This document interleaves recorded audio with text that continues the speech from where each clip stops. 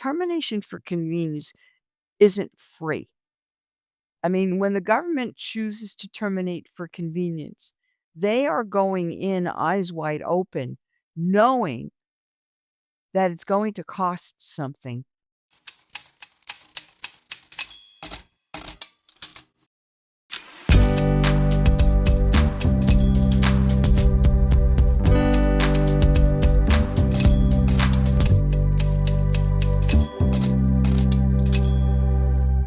Welcome, everyone, for another episode of the Optimized Podcast brought to you by VisibleThread.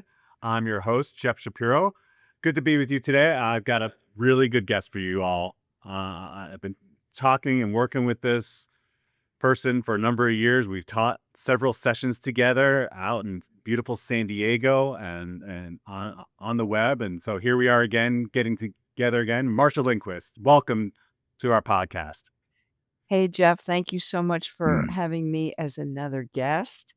I appreciate the opportunity to converse with you and share stories, right? Awesome. I'm looking forward to it. You're going to surprise me with a bunch. I know we talked beforehand about a couple of things we'll talk about today, but Marsha is always good for a good story. Hey, let me give everyone a quick background on you. Marsha is the president of Granite Leadership Strategies Incorporated, and she is a strategic pricing and finance expert for government contractors. In her groundbreaking #1 Amazon best-selling books, Secrets of Strategic Pricing for Government Contractors, Marsha delivers the wisdom of strategic pricing for federal proposals. And while being that best-selling author, we'll touch upon those kinds of themes. But today we're going to focus on a really hot topic. With the DOGE coming in, taking a chainsaw to agencies and programs left and right, there has been quite the influx of stop work orders, terminations, and we've seen a lot of them between the both of us. And we want to impart some of the best practices contractors can do to get ready. And then if and when those do come, what do you do? So that's what today we'll primarily be talking about. I'm really looking forward to this, Marsha. But before we do that, all right, we got to have a little bit of fun. So, Let's Marsha, how did you fall into government contracting?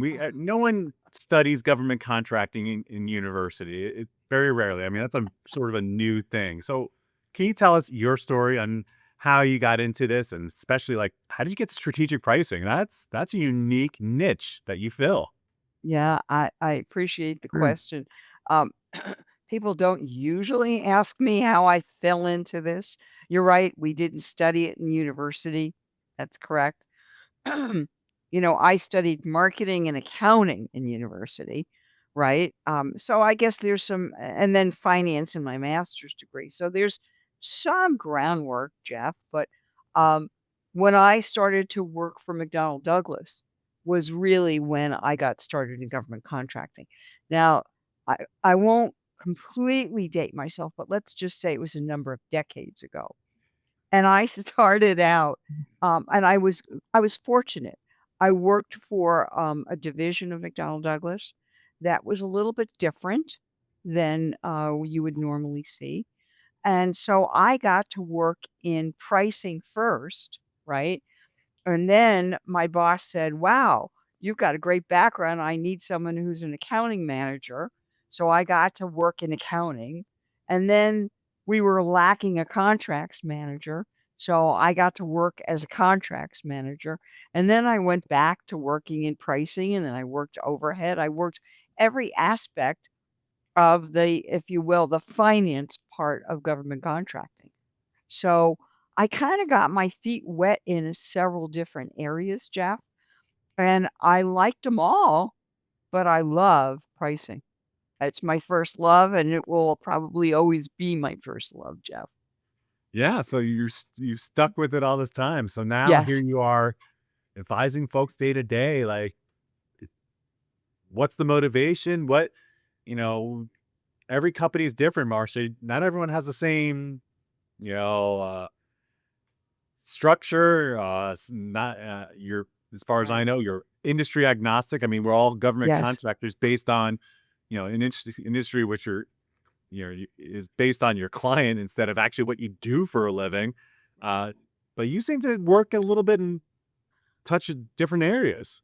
Well, it's really funny because people ask me, "What industry do I support?" And I really support a lot of different industries. Yeah. Um, I mean, before I went to McDonnell Douglas, um, I did work for Bechtel Power Corporation. I worked in Oh, wow. construction.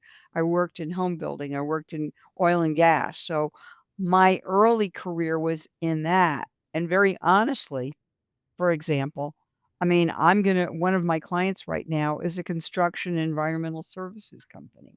So Perfect. I'm going to be calling back all of that background in construction, to bring to bear all of the things related to strategic pricing because that's what they want. That's what they need. But, I work in the softer stuff in the services, Jeff, but I also work with, contracts and grants as well, for some of the environmental and energy related things. So it varies, but to me, the industry doesn't matter.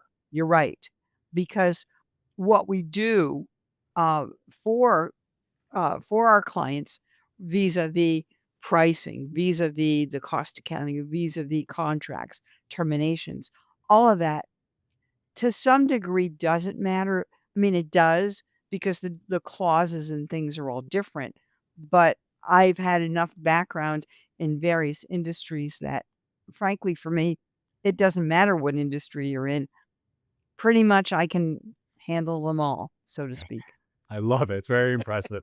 As you can tell, listeners, Marsha is someone I go to for advice all the time because it's great to get that kind of great diverse expertise. And so let's jump off from there. The FAR does not, and then that was where I was going with this. The FAR doesn't necessarily delineate by industry. Yes, there's few things that for construction contracts follow these rules. Right. For R&D contracts follow these rules. So there's a couple little bit of a specialty, we'll call it, items, but generally the same rules pretty much apply to all. And so we're here to talk about terminations, Marsha. Whether you're in construction, whether you're in consulting, Right. whether you're do IT services, whatever it may be, you get you get that stop work order. You get that termination. Besides the anticipation and having that crystal ball, like what can you do to Mhm. ready yourself for getting that notice? Well, let me say this. People say to me, "What do I do?" They're wringing their hands. They're worried, and what I usually do, a good contracts person that I am, the first thing I say to people is, "Go read your contract." When in doubt, read the contract. And people say to me, "Well, what part of the contract?" The whole thing, you know? And people say, when I'm looking for something, "Where did you find that, Marcia?" Usually it's on the first or second or third page of what I'm looking for. Now, admittedly, termination information may not be there. It's going to be further on down. You're going to scroll into section I probably to find it. But generally, first thing you ought to do when you're not sure about what's going to happen to you is to pull out your contract. Take a look at it, read it. Maybe you didn't even read it when you signed it. Okay. Which is what I find to be the case more often than not, Jeff. So maybe this is the first time you're reading your contract. Having said that, okay? Oh, So that's the first thing that you do. Now, are you saying, "I haven't gotten a stop work. I haven't gotten a termination for convenience yet"? Is that what you mean, Jeff? yeah. Uh, So, like, I'm just wringing my hands. are you playing invincible person? Like, they'll never come for me. Right. Well, I surprise. don't know if that. What do you think of that strategy? That's probably not gonna happen. Now, it No. doesn't mean it's gonna happen across the board for all of your contracts. Correct. However, you know, if you're pretty plugged in with your, your government officials, you should know whether something's gonna be coming or not. You should be well aware of what's going on with your either weekly or monthly meetings, right, Jeff? Yeah, they start canceling them. There's a sign. So yeah, Absolutely true. read the leaves. I mean, we all saw the recent memo from DoD saying, "Hey, for all consulting contracts, you need to explain the rationale why you have these contracts." Right. So, anyways, being proactive probably is going to be key to that. Anyways, go back to all right, you're that contractor is like hasn't been terminated or stop ordered yet, but you're a consultant. Let's put you in that perspective. What are you doing? Okay. Well, if I'm a consultant, I'm going to be talking to my clients and saying, okay, which is what I'm doing now. Hmm. And I'm saying to them, if you get a termination, here's some things that you're going to need to do. Okay. First of all, you're going to want to look to make sure that you've got probably some FAR Part 49 in your contract because FAR Part 49 is what's going to prevail here. The other thing that you're going to want to know is that the contracting officer has a role here. And then that role may get turned over to somebody else. Okay. If you end up with a termination decision, shall we put it that way, you Yep. will get a termination notice. Okay. And if you get a termination notice, just know that there'll be an appointment of a termination contracting officer if the CO determines or wishes to delegate it to somebody else. Okay. And that's not up to you. Okay. It's an administrative requirement to have something like that come about, Jeff. Okay.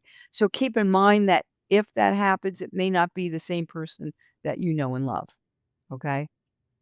So having said that, just be ready. Okay. Now, let's say that you have gotten or you've received either a stop work or you have received a termination for convenience notice. Now, what do you do, right? So, there's 5 things that you need to do, Jack, okay? All right. 5. Let's keep it simple. There's more than but that's more behind that, but let's start there, okay? First of all, you have to stop all work completely.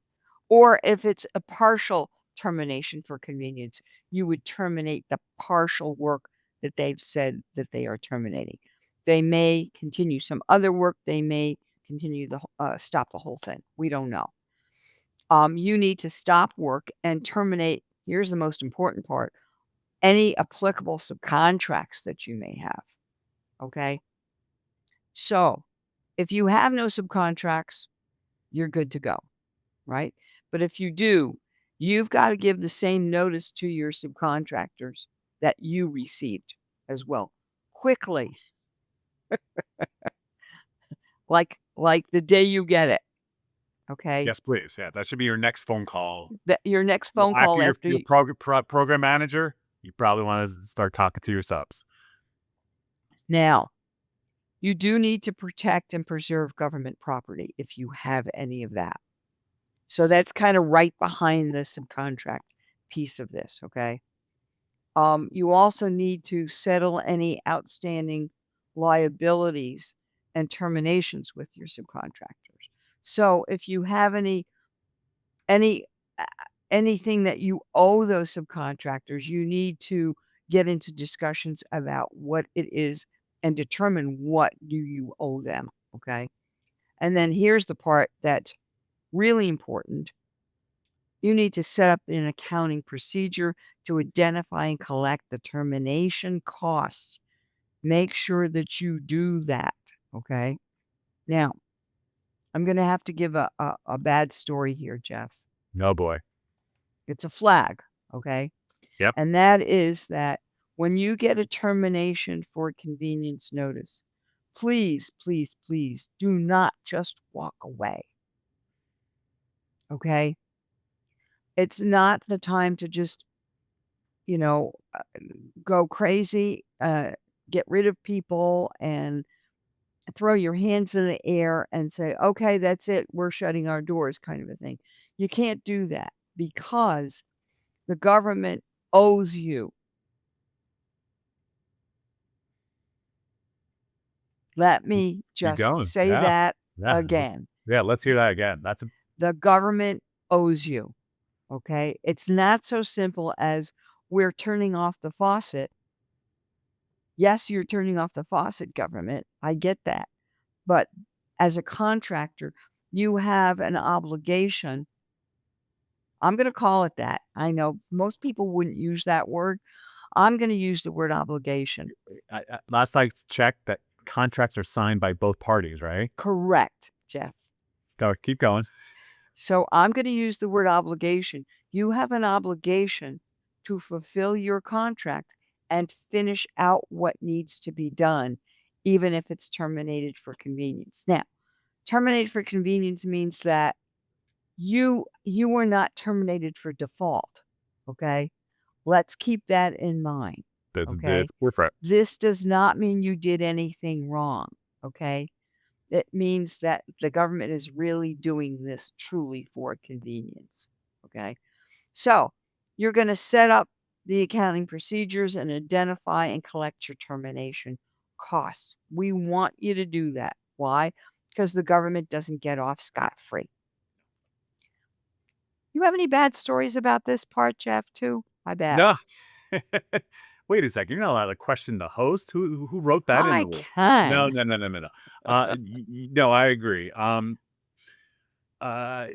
one story I'll relay. I don't know if this totally relates to this, but know that once you get terminated, apparently it's not a permanent decision these days.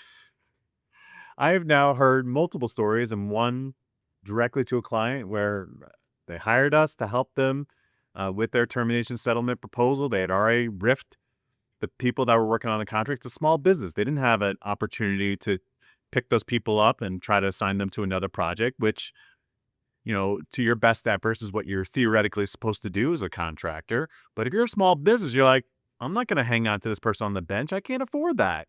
Right. So we let them go because the government gave us every intention that that's it. Thank you. Thank you for playing. Let us know what we owe you. So, but a week later, we about to do our weekly status update. They told us, hey, great news. The government called us and said, contract's back on and they want to exercise the next option year. I was like, congratulations. Good luck hiring those people back who now have PTSD from having to be involved in something like that. And, I don't blame them. I mean, that's a huge culture issue these companies all going to have to deal with. If you don't see it happening to you, you're seeing it to the people in the cubicle next to you at the government location that you're working at. You're seeing it your neighbors.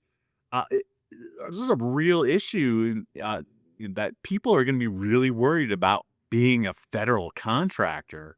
And so, so they turned it back on. Not only did they turn it back on, Marsha, they also said, in order to turn this back on, you're going to have to waive your right to any damages as a result of us saying, Wow. oops, I terminated you. Oops.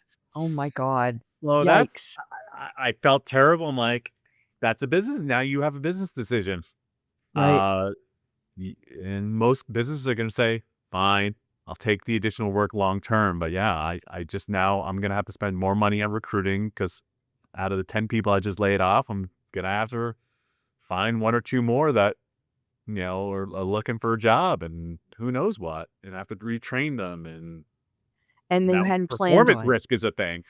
Right. So yeah, that's my big recent story for you on, Well, the related to this recent topic. story that I have relates to contractors who literally say, "Oh, I got a termination notice. I'm going to get rid of everybody."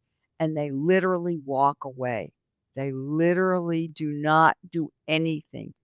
Please, please, please don't do that. I've had At least do the calculations. You gotta right, consider, like, what did you invest to get these people there? Did you pay recruiter costs? Did you build a correct, factory? Did you build a right, special piece of equipment that was used for testing? I mean, it depends on the type of contract, no doubt about it. I mean, if yes, you're truly butts and seats where you're literally just filling in administrative assistance, is there much to it? Maybe, maybe not. maybe not. But still, if you can't reassign them, you had to honor your severance policy that you have in place. I don't know. Seems like It's, an easy claim to me. it is. So Jeff, let's talk about, I don't mean to change the subject, but let's Okay. talk about what can go into a termination cost. Please. Well, Please. let's talk about that. So now you've got these people, like you were saying, Jeff, that you hired, okay? And maybe you've got some upfront costs that you invested. Maybe even you had to train people upfront, maybe even before your contract started, Jeff. Ooh, I like So this. Keep going. maybe I was getting juicy with this, okay? I'm bringing it on, okay? Because maybe you had to train some people and you were awarded the contract, but you didn't officially start, but you had to train some of those people. Now comes the revolution, as I call it, right? And you get to potentially, I'll say potentially, recover some of those costs that you had to put in up front, okay? When you get a termination for convenience, a lot of things that maybe weren't in view before come into view now, okay? So I don't want you to think that it's just your contract costs. Yes, it is costs that you expended as of the date of termination. Sure, okay, that's easy, right?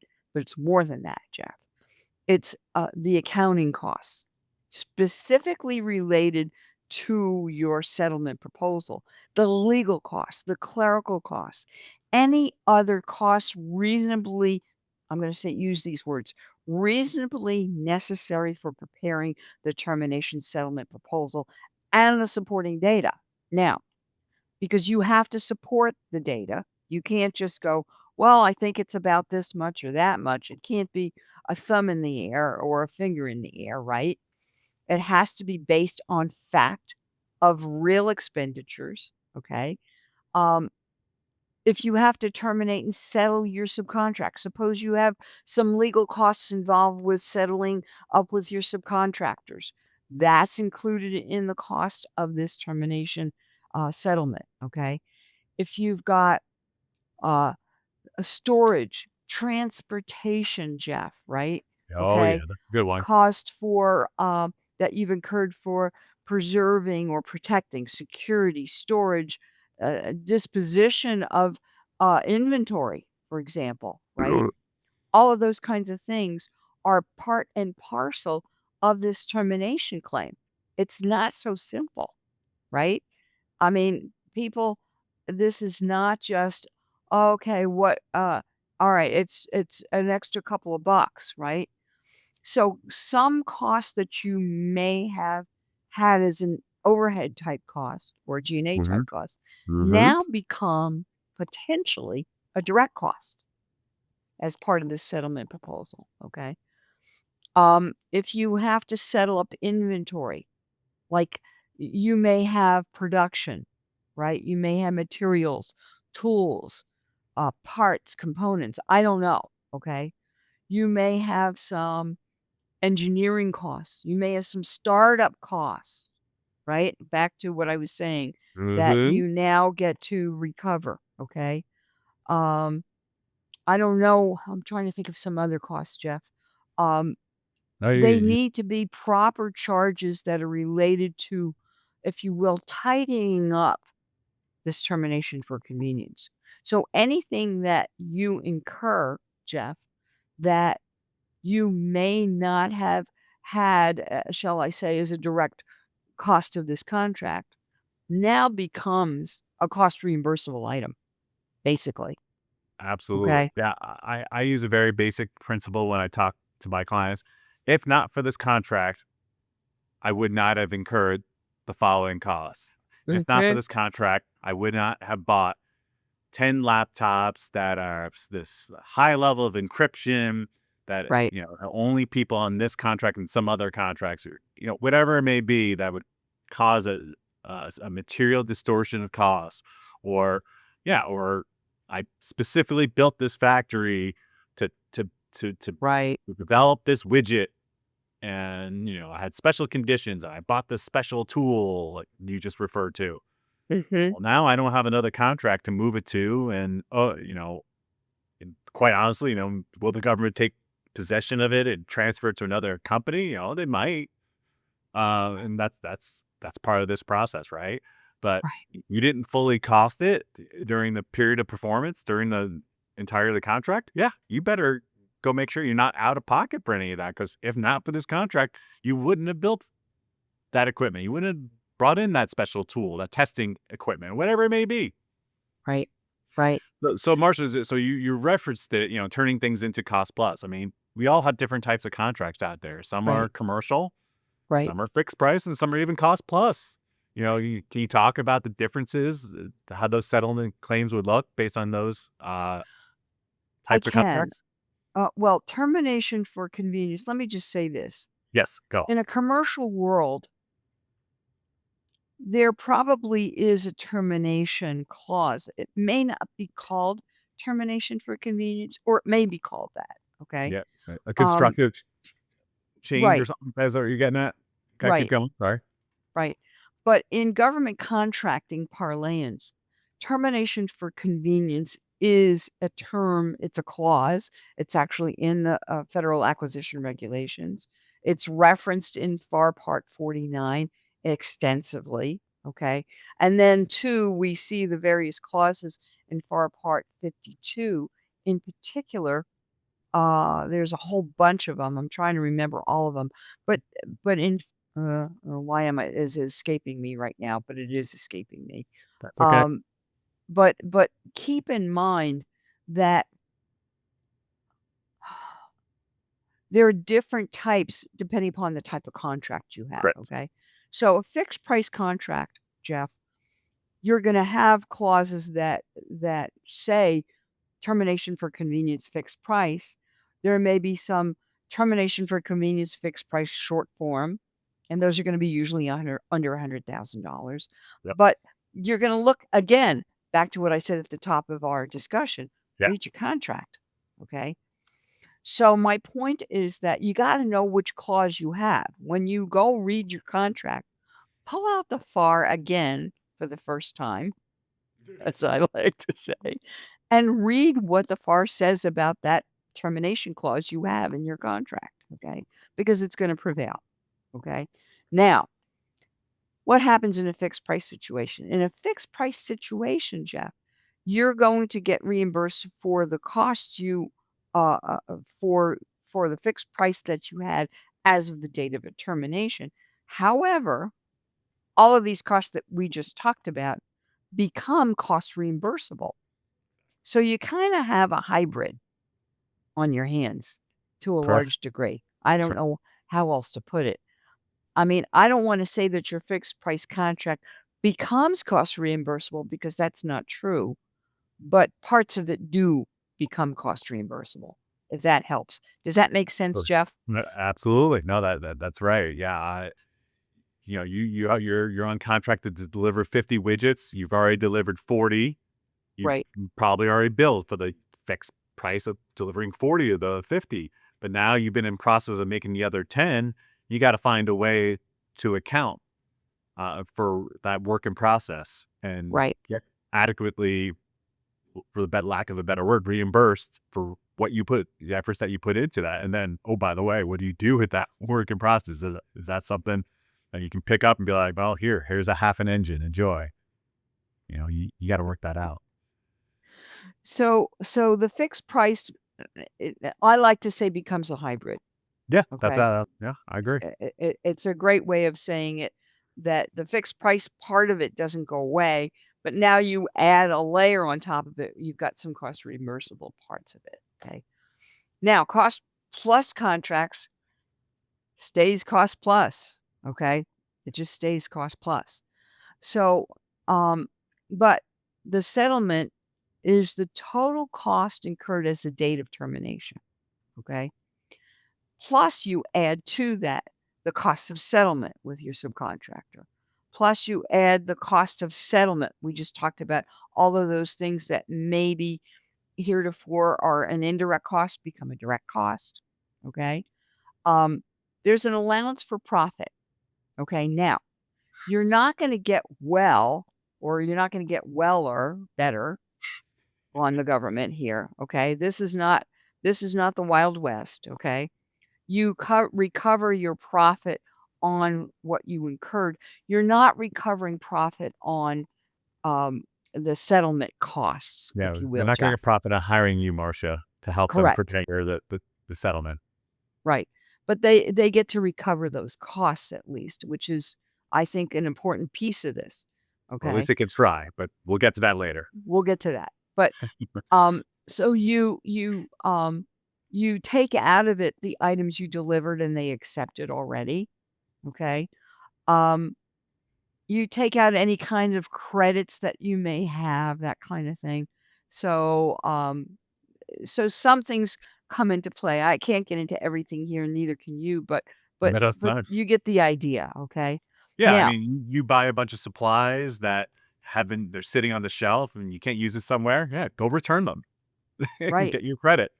right. It's kind of like me. I bought a whole pile of dog food for my dog, and yesterday they changed the diet like severely. So Oh, now I have 4 cases of this dog food that I have to call the vendor for today and return it.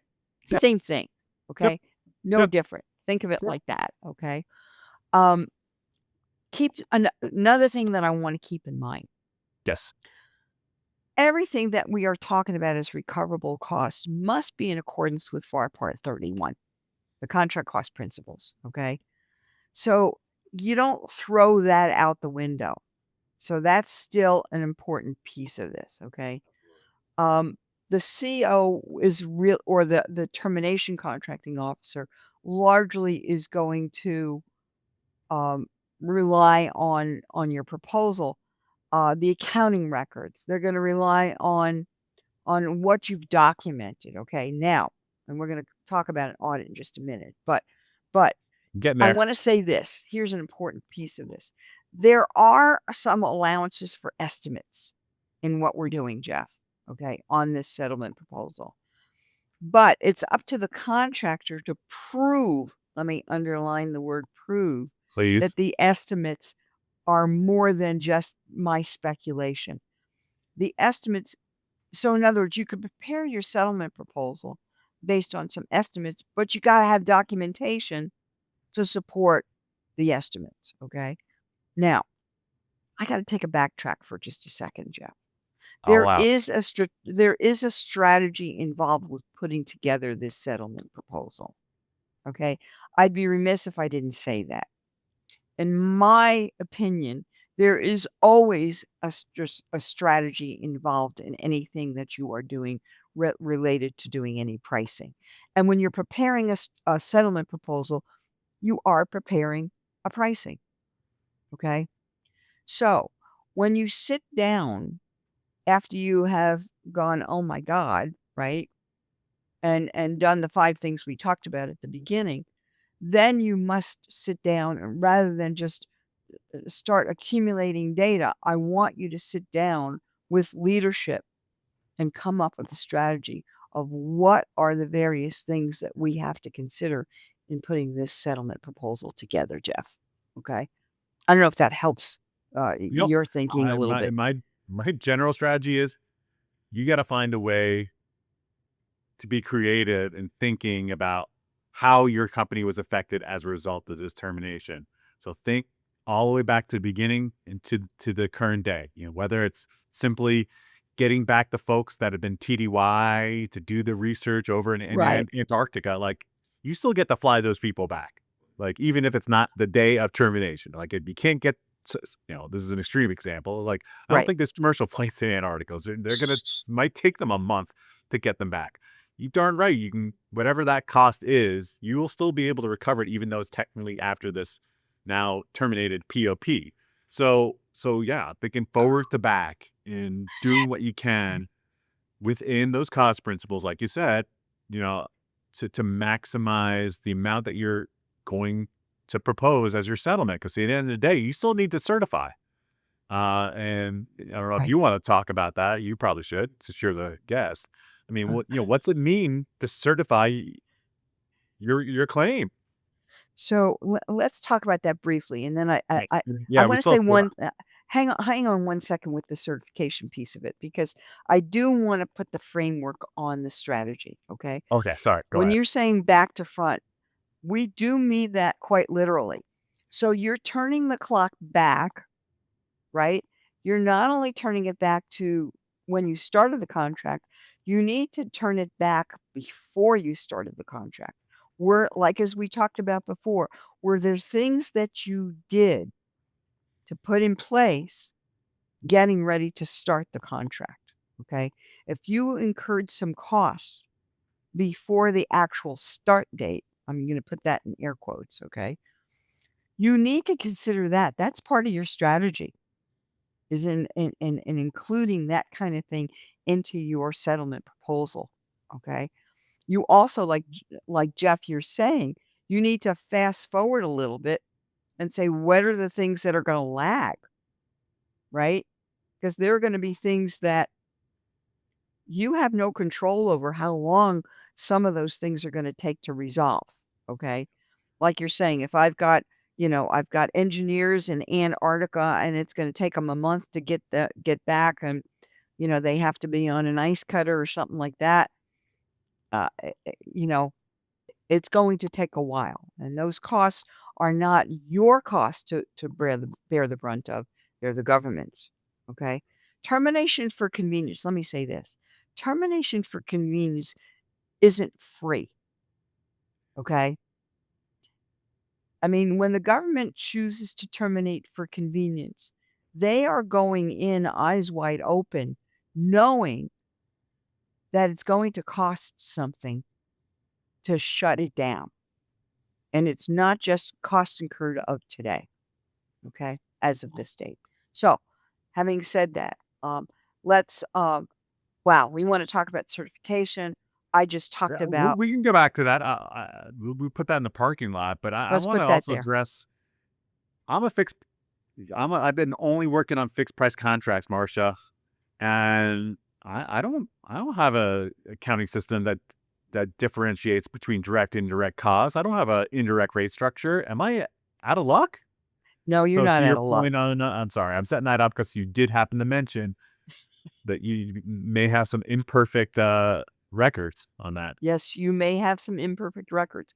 Now is not the time to throw, how I say, throw your hands up in the air.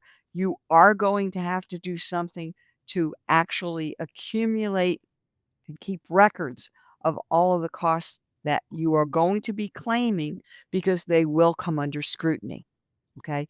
If you haven't incurred them, or maybe you haven't incurred them yet, and you were talking about estimates, back to where we were, Jeff. Yes, that's what Okay. I want to finish on. Yep. You have to maintain records for audit purposes.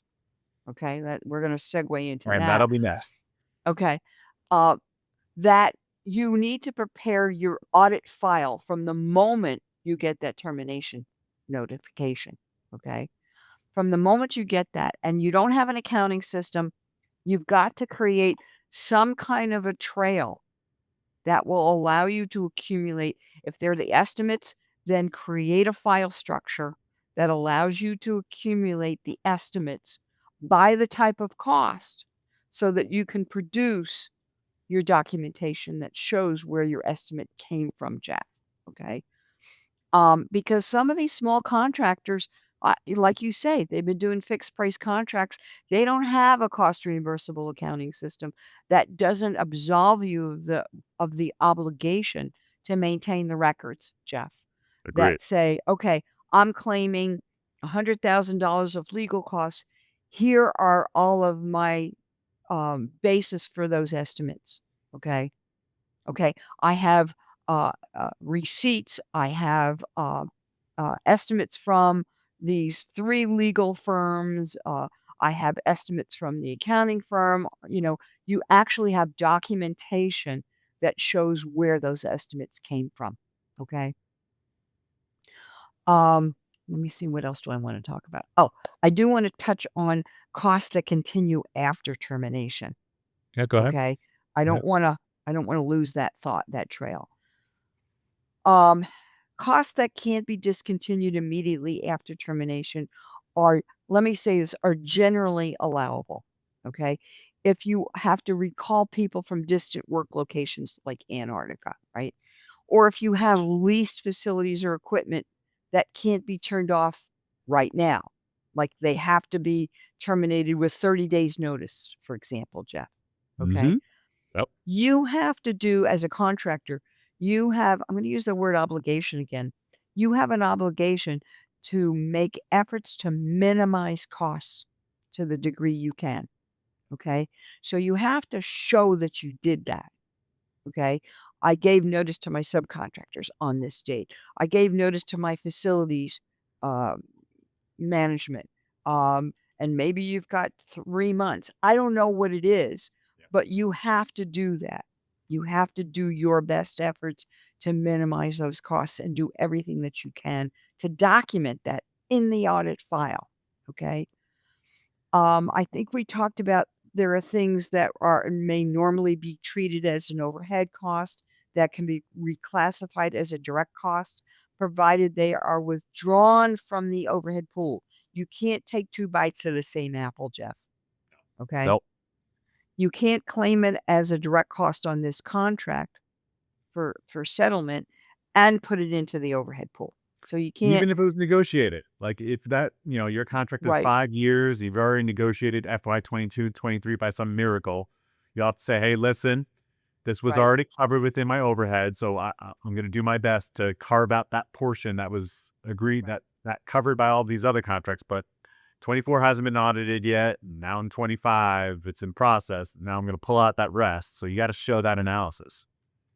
You've got to do the homework, so to You speak, got to do your okay? homework. Yeah. So and yeah, we're going to transition to talking about the audit or at least analysis portion of this. Okay. You know, to sort of steal a Stephen Covey-ism, you know, begin your termination settlement with the end in mind. And I think, Marsha, you've been talking several things about this. Like when you're trying to figure this out, keep records like why did you determine that? How did you do that? Right. Because what'll eventually is going to happen, not in all cases, but in many, it's going to get some scrutiny of some sort, whether it's the TCO doing it, whether it's a designated auditor doing it, whether, God forbid, it's a court or, future lawyer for the Department of Justice. I mean, who knows how far that could Correct. potentially go depending on the size and risk and all that kind of stuff. But someone's going to come look at this. And, oh, Yes. by the way, people preparing this may not be around a year or two later because, you've had all these layoffs and you can only keep so many people around while unfortunately, mass terminations are happening. If that could be your case. Anyway, so maybe I'm stealing some of your thunder here, but It Marsha, talk to us, what to expect in an audit or, okay. scrutiny Let of your let claim. let's talk about the audit for just a wee bit here. Yeah. Okay. If you first of all, your documentation is paramount, okay? The moment that you get that termination notice means that aside from, as I say, given the notices, the next thing you're going to do is prepare your file structure if you don't have an accounting system for accumulating those kind of costs somehow, okay? So don't get dissuaded by the fact that you don't have an accounting system to handle it. You're going to create what you need in that audit file structure, okay? Now, does it mean that there's necessarily going to be an auditor? No. There might be, there might not be. The audit may come from the termination contracting officer. It may come from DCAA. It may come from, uh, you're right, it could come from justice. I don't know. Yeah. Yep. Uh-huh. So it may come from who knows where. So you still need to be prepared for it. Okay. Now, and if you are if you're not worried about pre-contract cost or initial startup costs or that kind of thing, so you're accumulating things as they're being incurred, but it is entirely possible that you've got history and maybe ancient history to worry about. Okay, if you've got pre-contract costs, You had to relocate to a larger facility. You had to hire and train additional staff. You had some setup costs, for example, that kind of thing. Then you're going to have to take a deep dive into your accounting records to pull that kind of information out. Okay. And not everybody has that situation. But if you do have that situation, excuse me, you're going to have to pull that information out. Great. I don't think I want to talk yet on assets or lost value of assets because that's getting a little esoteric, Jeff. But Yeah, that's fine. we'll leave that alone. But Save okay, that for questions after we'll the say that. Okay. But you could have rental costs that Absolutely. you would have to come into play. So all of this kind of forms your audit file, Yep. if you will. Okay. Yep. Including your subcontractor claims.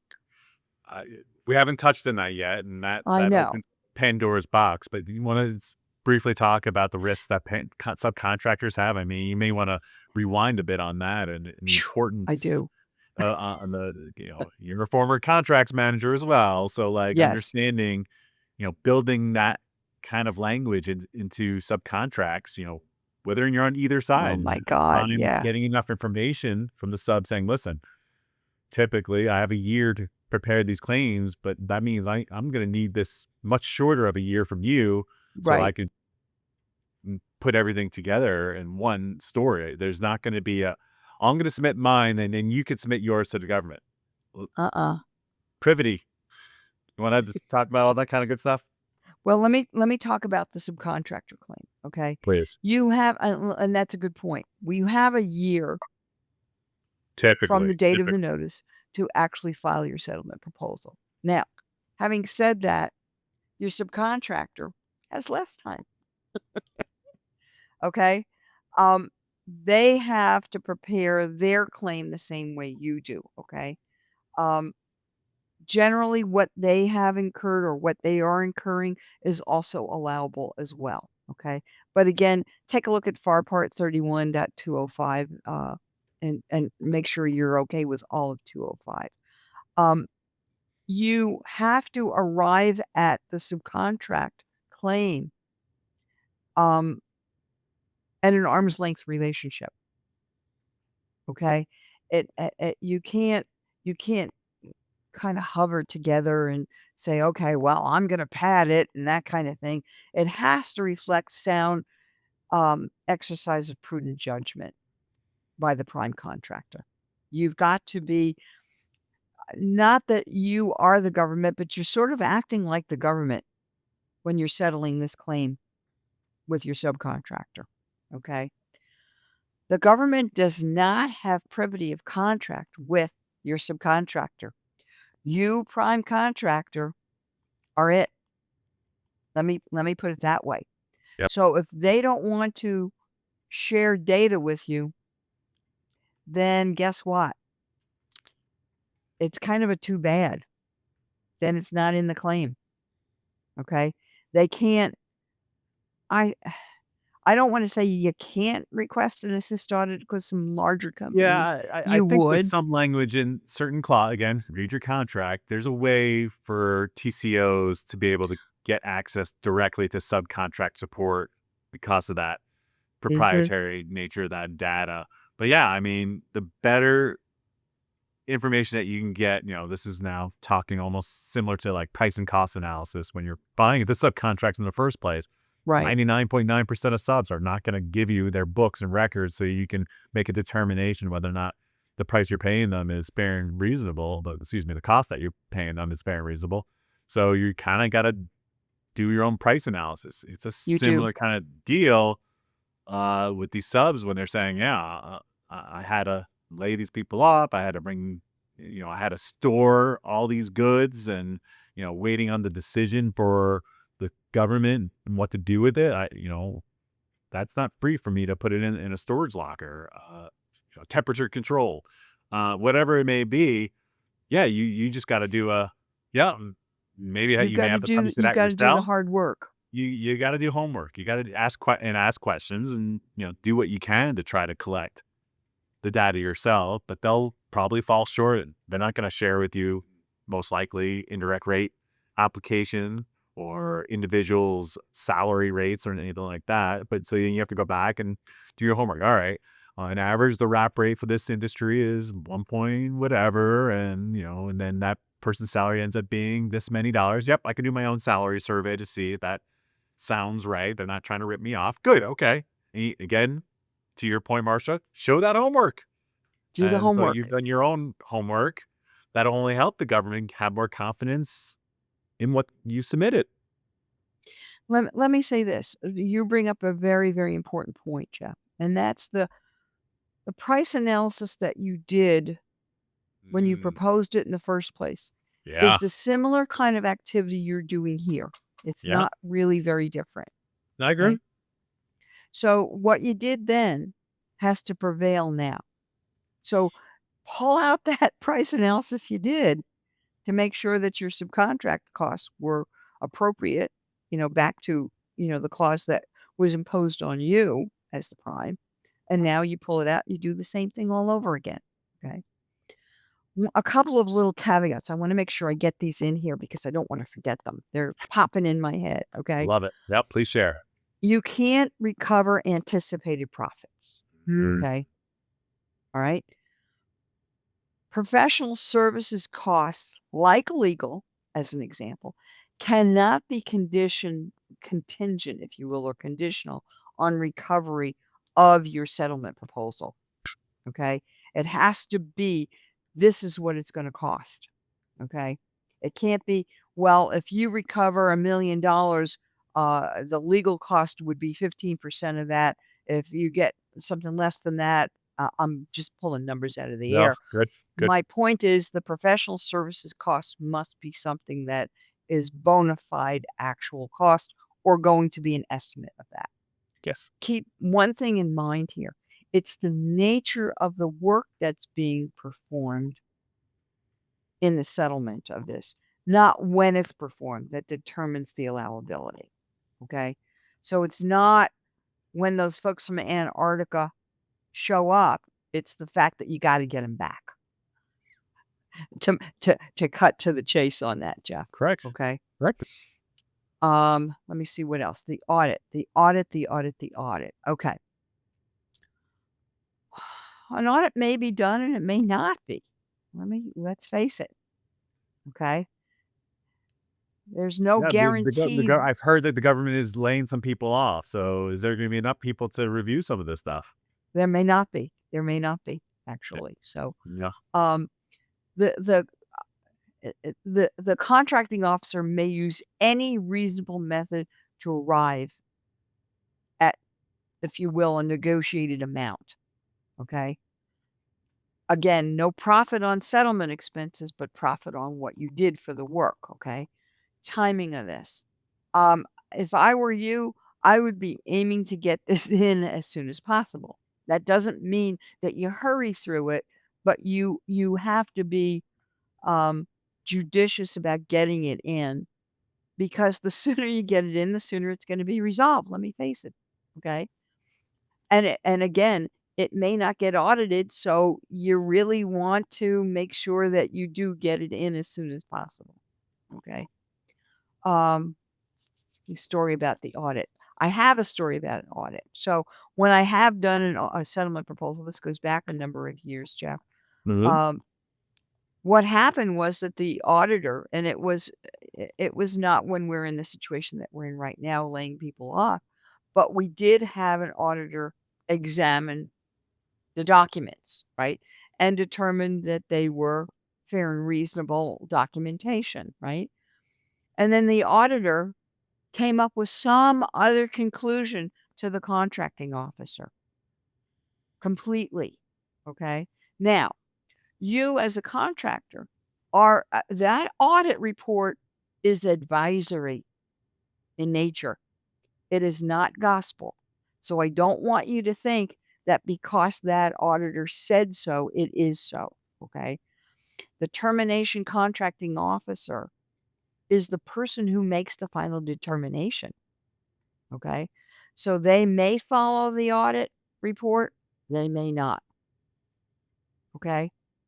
So keep in mind that that contracting officer is really the person you are in conversation with. Let's put it that way. Okay.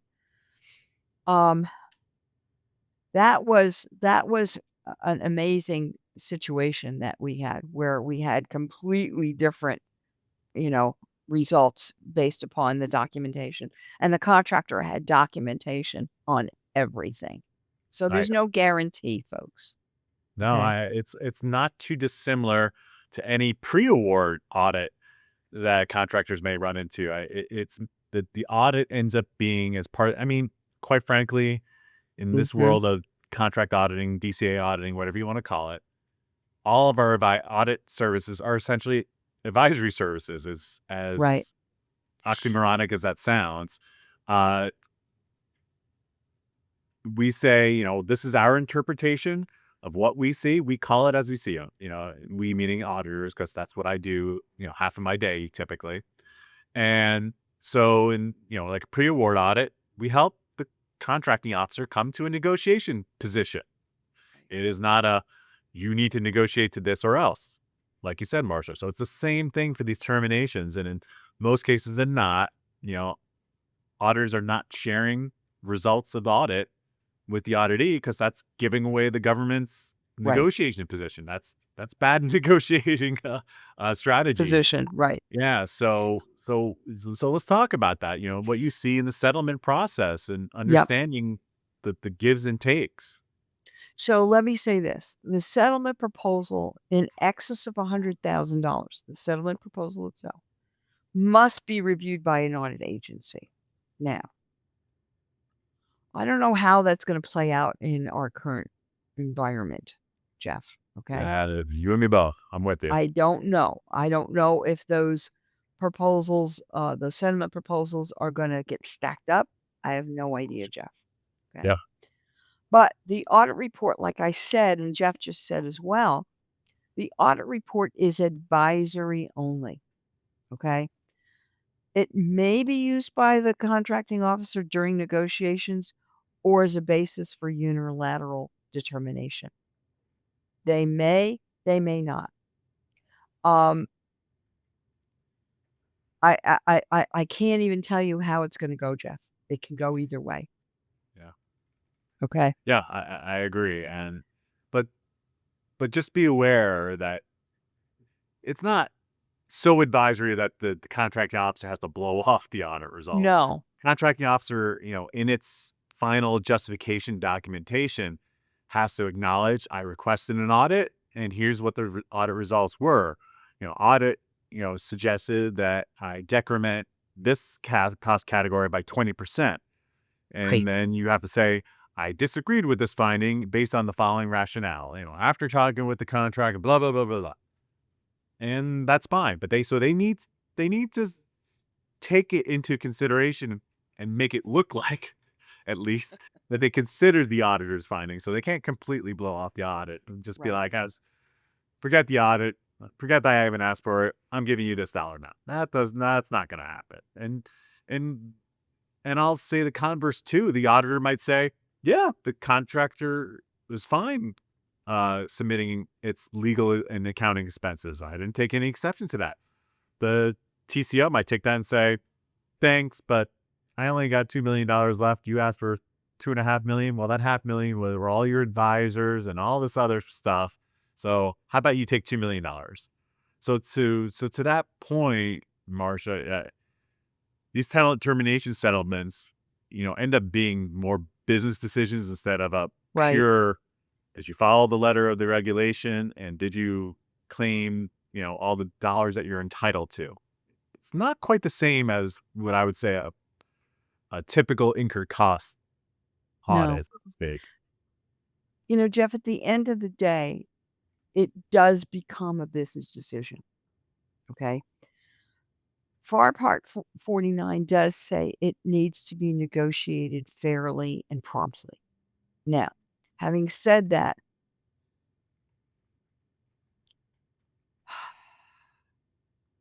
like you just said, you could be offered something different.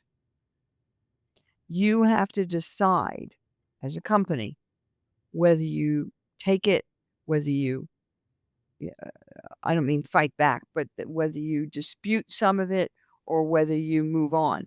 At the end of the day, they may not have the funds or all of the funds. Okay. Mhm. Just because we claim it and it's valid and it's documented and it's in the audit file and it's defendable doesn't mean that you're going to get it. Okay. Bingo. Let me put a bow on it that way, Jeff. Okay. Please, please. But we have an obligation to make the claim as best we can, Jeff. I agree. Okay. We hope that we're going to recover it all, but we may not. So I just want to say that we're gonna always make best efforts, Jeff, to put forth every dollar that we're entitled to. Okay. When you have been terminated for convenience, you're stinging. Let's face it. You're in shock and you're stinging. And you Yes. do want to recover as much as you can. So you have an obligation as a contractor to do that part. Doesn't mean you're going to get it, Jeff. Yeah, exactly. And what makes this extra difficult is even when you put in that settlement proposal, you can't classify that as an accounts receivable that a bank is going to No. willingly lend money to you based off of. So that makes a very challenging, delicate, I don't know what adjective you want to use, but the business, having to absorb something like this is going to be very challenging. So, your line of credit will not cover this. Do you have some other bases of capital and reserves to be able to withstand these kinds of things? I mean, easier said now, but, take this as a lesson learned, but understand that when you're working with the government, keeping funds on hand and cash or cash equivalents is very critical for these reasons alone, so that you can help cover Right. the costs incurred that you won't see reimbursed for Quite some 12, time. 18, who knows how many months, or God, I hate to say years, right? It's So, possible, Jeff.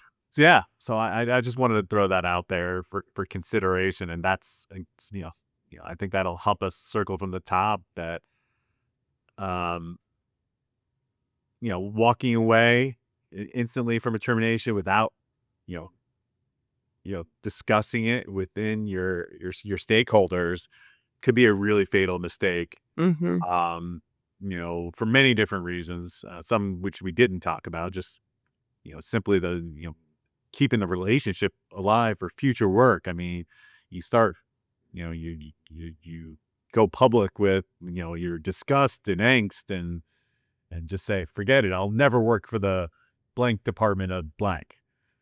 Okay. Have you never changed your mind before, or Right. realize, or, an administration will change at some point, right? So you may change your mind. So you may want to be careful about it. Anyways, so, we talked about, not walking away, but also acknowledging that, the government has to realize that these termination clauses that they put in are not free. Uh, there's some agencies out there that'll have you print on each invoice your termination liability. They actually make you calculate it. Right. And so the government's aware that, oh, if I terminate this now, well, that approximately is $1 that I owe you if I do that. So, which is great. I mean, that happens on the construction side, right? Um, so yeah, so not all, that's a very infrequent instance, but many contract officers, you're not in that field, you need to realize, or those who are making these decisions, you got to think of the whole picture. So when you cut in these contracts, that doesn't automatically get you that net savings of what you didn't spend today. Right. So anyhow, One uh, last go please. What else you got? Yeah, I don't want one to. last thought.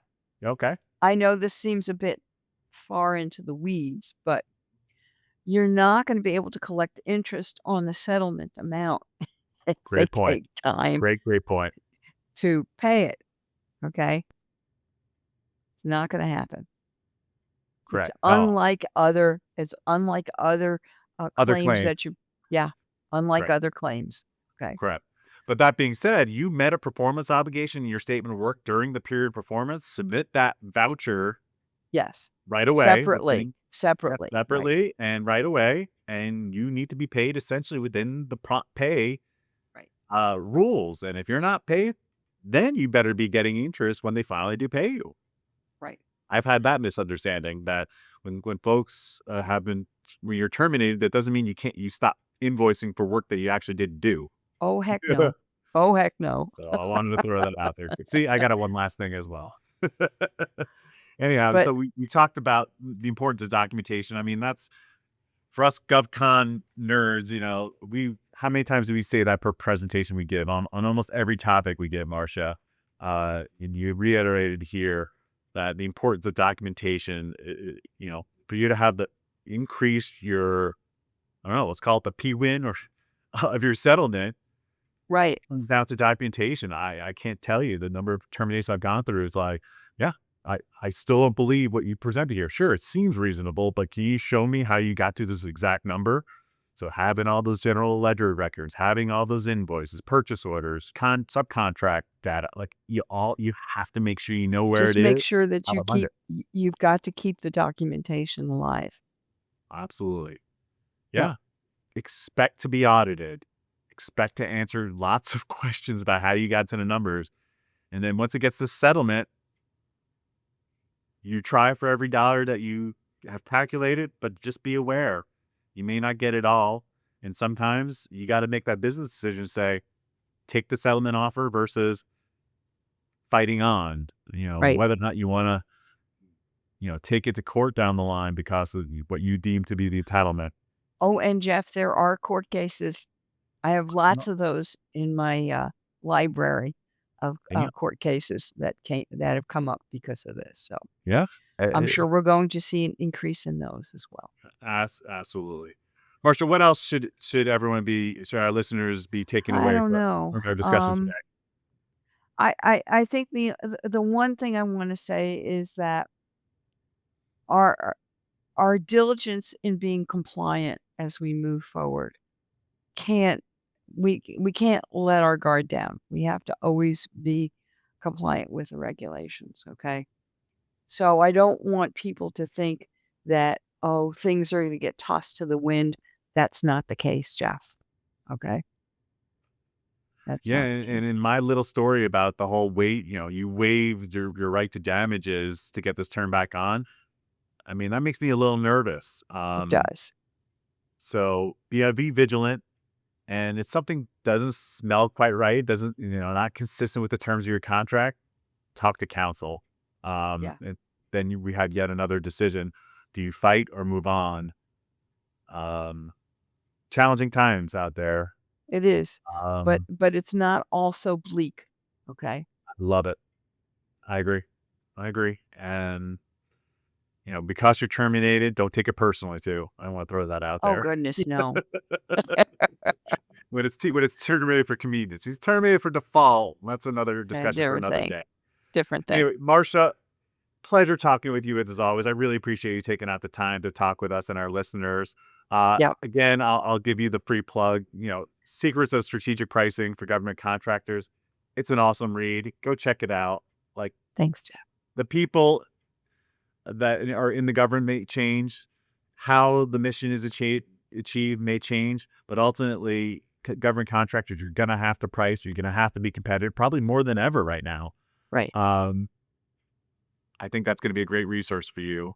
But either way, connect with both Marsha and myself on LinkedIn. We'd love to hear your feedback on today's episode, good, bad, and different. Any Right. other thoughts you want to add to the conversation? We want to hear it. Yep. What else can Marsha and I talk to each other about that you want to hear? We'll find a way to do another session.